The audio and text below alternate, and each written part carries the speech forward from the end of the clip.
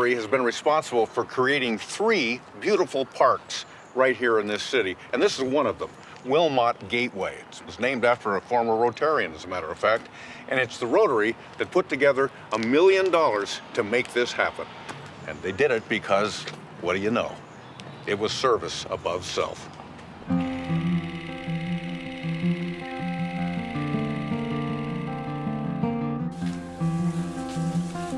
For the past 10 years, Woodinville Rotary has been providing warm coats to less fortunate North Shore school children.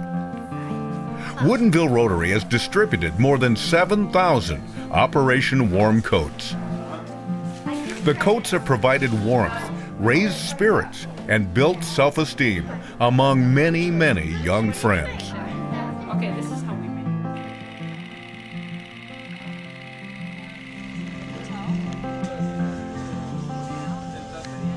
More than 300 with mobility issues in Mexico were fitted with personal devices to make life more tolerable.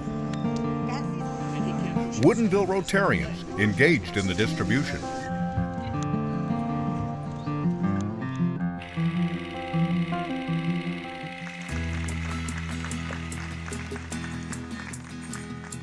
As one of 3 owners of the North Shore Scholarship Foundation, Rotary has been a party to awarding 1,572 scholarships over the past 29 years, providing $2,166,370 to graduates of our local schools.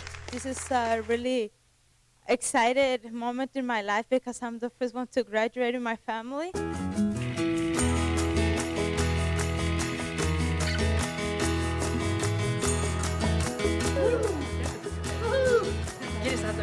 Kids just love Josh, but Josh's message is pretty clear. Kids should not go near the water, river, lake, swimming pool, unless there's an adult with them. I promise I will not go to the water without an adult. Thank you. Very good. You try to teach kids to learn how to float, is that right? Mm-hmm. You can float yourself, can't you? Okay, I'm just checking. This is the story of Josh, the baby otter, whose job is to promote water safety for kids, and who better than an otter who spends so much of his time in the water. Give him 5? Yeah, dude.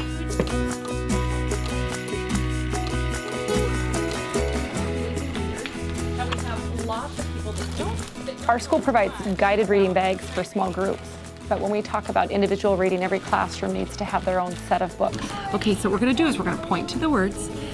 Tommy the turtle. I know that the kids need to read at their just right level, and I need enough books that they can have 6 or 7 in their book bag, and they can take home a new book every night. I need to have 24 kids with 10 available to each child between book bags and take-home books. I'm going to point to the first 2 pages and I'm going to read, and then you're going to read next, okay? As they kind of go up in levels, then hopefully the kids kind of spread out a little bit, but sometimes it works out that you really need to have that many kids in those books at the same time. I think initially I was spending $2,000 a year the first 2 or 3 years, and then it kind of got less, and so now it's about $800, and that's what I buy new books. That doesn't count, all the yard sales and garage sales. But you have to replace those books. They go home with kids and never come back. They get ripped, ruined, spilled on, dogs eat it, they're just kind of attrition. So I end up spending $800 a year on buying books for my classroom for my just right leveled tubs. Do you think it's right that our classroom teachers must constantly spend their own money to provide their students with books and supplies?